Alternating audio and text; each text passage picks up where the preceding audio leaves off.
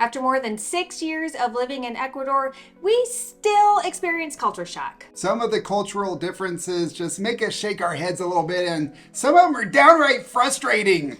But some are shocking in a good way, and the United States can learn a thing or two from Ecuador. So in this video, we're going to talk about some things that still drive us crazy and a few things that we absolutely love about the culture. But first, this is our September Members' Choice video for our patrons on Patreon. Thanks to the support of our members in our private community, we're able to continue sharing our public videos, and in exchange, we provide additional perks like more direct access to us, additional support, and early access to videos like this one. If you would like to have a say in the content we create and get to know some of the other members of our amazing community of unconventionals, then scan this QR code right here or check below for a link and you can save 2 months off the annual plan. Now let's talk about culture shock and the things that still drive us crazy about Ecuador even after 6 years. And the very first thing is they leave the plastic and the stickers on everything. The other day we were driving over to my MRI appointment and I noticed that the guy still had the plastic, the protected covers on his car, like the steering wheel and stuff and the dash. And then we got into the MRI center and I looked down and the guy at the check-in was wearing a watch and it still had the plastic cover on the face of the watch, which was peeling up around the edges. We see this all over the place. Every place we've lived here, we move in and there are stickers over everything, price tags, dangling price tags. And then if you peel them off, you end up with like this discolored look from the aged part versus the nice clean part under the sticker. We moved into our new condo. The previous renters have been here for 3 years. The refrigerator still had the plastic in the inside. I ripped it all out. It's the first thing I did before we even put any food in it. Yeah, it is an odd cultural difference. It is definitely a pet peeve of JP's in case you can't tell. The funny thing is even our Indian friends, Chinu and Abin over at Paradise got a TV and they left the stickers on there and we asked Chinu why she did that and they're like, well, I don't know. That's just what they do here in Ecuador. So it is an Ecuador thing. Yeah, we stayed in an Airbnb in Cuenca and they had this beautiful big television and it still had the plastic cover over the entire screen and it was all, wrinkled around the edges because it gets hot. It's actually not good for your electronic equipment to do that. In fact, we just found out one of our batteries is bad in our electric bikes and I pulled it out and I didn't realize that they had left all of the packing inside the electric bikes. The guy came out, set the bikes up for us, got them all ready and showed us how to use them. Never took the wrapping material off the batteries. They were wrapped in foam and tape. And I'm pretty sure one of them got overheated and it just doesn't work anymore. And that's kind of stuff just is mind boggling to me. Like, how can you live in a house or have equipment or cars or anything and leave all of the plastic covers on it and the price tags everywhere? It just drives me crazy still. But they don't put the plastic covers on their couches. It just reminds me of those old TV shows where they would have your couch and it was covered in plastic. They don't do that here. One of my pet peeves after 6 years and a culture shock still is that you go in a store where you have to pay cash and nobody ever has change. I do not understand this because the ATMs only give you 20. Sometimes you might get a 10. But they take your money, and then they have to go from store to store to store and basically beg somebody else to give them change. So now we know, and we try to go armed with a bunch of dollars, quarters, dimes, and nickels. But this even happened at Supermaxi. We were in line at the grocery store the other day, and a guy paid with 2 5s, and the woman had to go over to the customer service to come back with enough change to give the guy his change, and it was all nickels. So I guess they don't go to the bank and get change in the morning. I don't know how that works. I just find it interesting. Yeah, she brought back a whole bag full of nickels. She counted out about like $2 worth to give him change for his 5, but she didn't bring back any more change. So she still had no change in the register. All she had was a half a bag of nickels for the register. And so the next time somebody wanted to pay with cash, she's going to have to go back and get more change. It's just shocking to us that this is the way it's done here. This is still predominantly a cash society, and yet they never have change. We are still shocked about what we're now calling pedestrian blindness. Yeah, as we used to say, it just wasn't very pedestrian friendly, meaning like you'd go to cross the street and it's really hard because no one stops.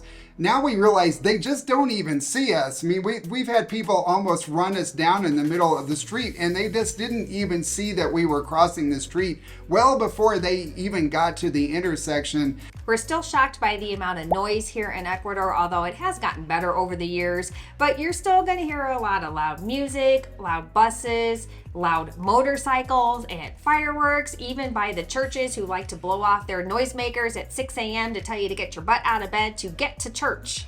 Or karaoke. We have neighbors that come home from the bars, I guess, at 4 in the morning and love to crank up the karaoke, and they're not that good. Well, maybe they are if they were sober, but that's the kind of stuff you're going to have to get used to if you want to live, especially in the Latin American culture. We've noticed this in Mexico and Colombia too. A lot of Ecuadorians do not volunteer info, which is something we still struggle with. You have to ask a lot of questions and keep asking those questions. You just cannot expect them to tell you what the next steps are in something. Yeah, we went into Mega Maxi a while back and we were asking for something and we said, do you have this thing? I showed a picture on the phone. He's like, no, we don't have that. So I went and looked for it and we actually found that thing, but it was something different. So, I mean, he could have said, well, we don't have that one, but we do have this one. It's basically the same thing, but they just don't think to volunteer that. One time I went to the pharmacy to get 2 prescriptions and we got home and there was only one in the bag. And I thought, oh crap, they forgot my other prescriptions. So I went back and she said, oh, sorry, we were out of that one.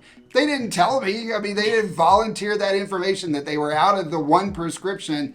And I didn't think to ask the question. I said, here's the 2 things I need, but I didn't say, do you have both of them? So that's the kind of stuff that that's a head shaker for us. That still happens after all these years of living here. And on the flip side is you'll ask a yes or no question and you'll get a very long answer.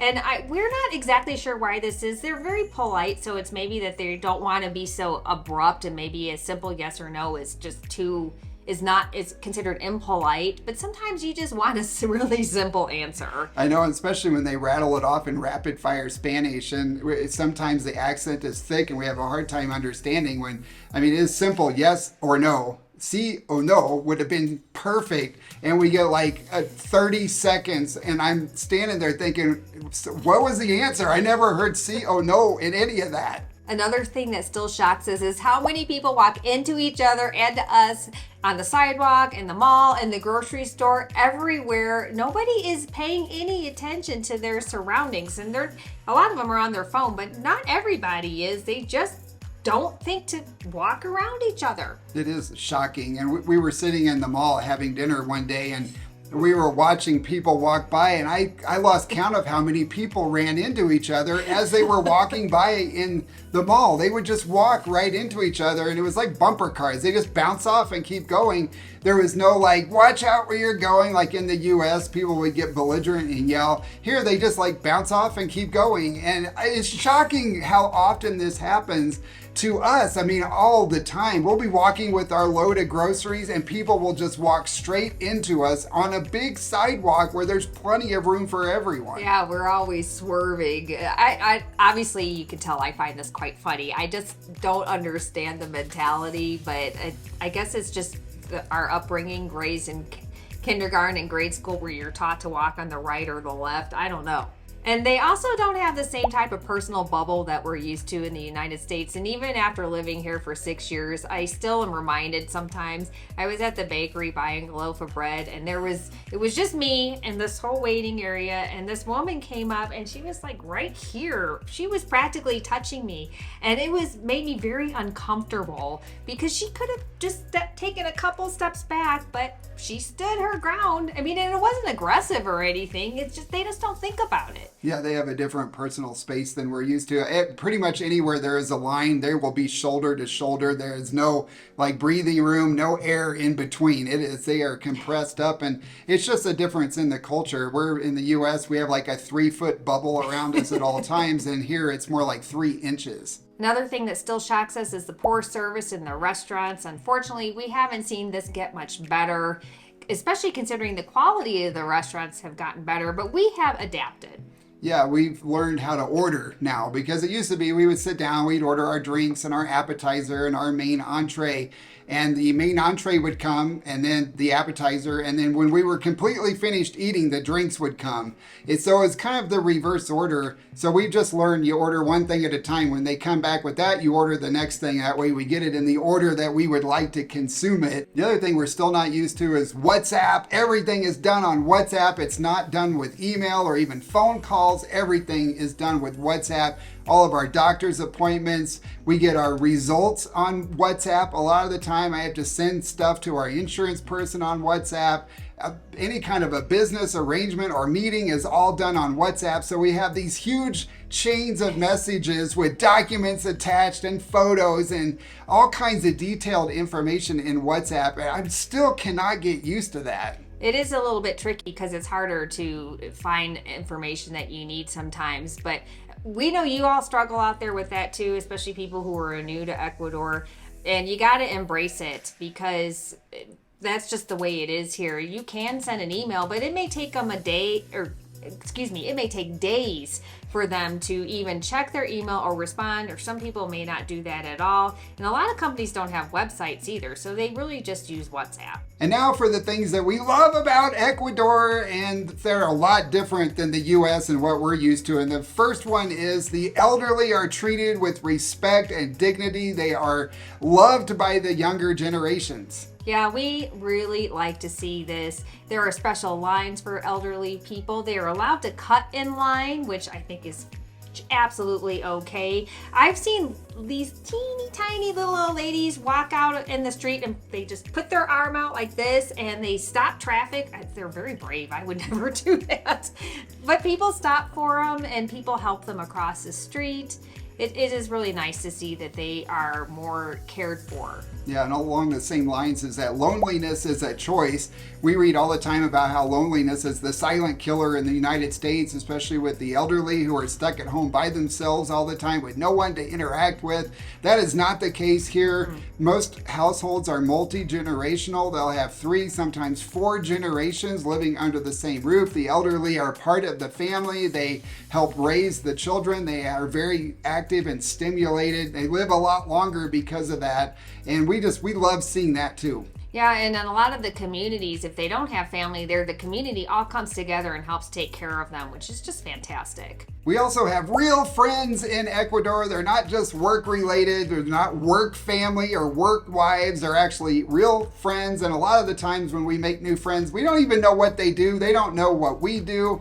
We had some friends that we were hung out with for months before they even knew we were YouTubers. Interactions here are also more formal and polite. Everyone is greeted individually. Every person, buenos dias, buenos dias, buenos dias. And they ask you how you are, and they expect an answer. It is not just lip service. They actually want you to respond. And I just really think that's nice and refreshing. And after all this time, I still love that.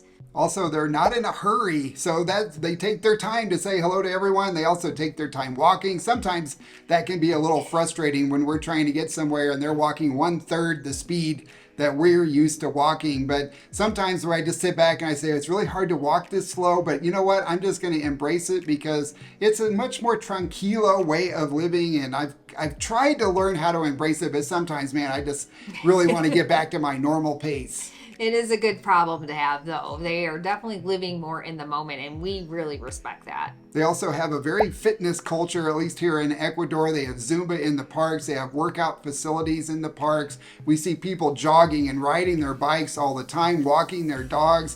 There are gyms everywhere. Like every corner seems to have a gym. Our condo buildings, the gyms are always full of people. In fact, that can be a little frustrating if I can't get on the machine that I want. And people also dress very nicely here. On the coast, it's a lot more casual, but in the mountains, and especially in Cuenca and Quito and some of those other areas, we see a lot of people dress more professionally or just dressed more stylishly compared to the tourists who come here looking like they're on safari, which I get cracked up. I don't ever want to look like that. So we're going to work really hard not to look like a safari tourist when we are starting our travels. Yeah, we did when we first moved to Ecuador. We were full on gringo safari with our big brimmed hat and our khaki clothes. And after a while, some of our Ecuadorian friends started pointing out how sloppy the tourists dress. And so we kind of took that as a hint and started dressing a little bit nicer.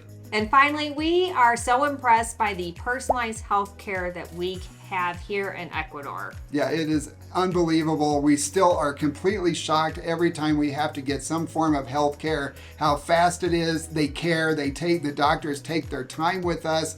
I have the WhatsApp numbers of all of my doctors. If I need a prescription or an appointment, I just send them a WhatsApp message. I don't have to like call the receptionist and schedule it and get, for 2 months out. It's usually the same day or the next day or maybe the day after on a rare occasion. And sometimes that's because I can't make it as fast as they can see me.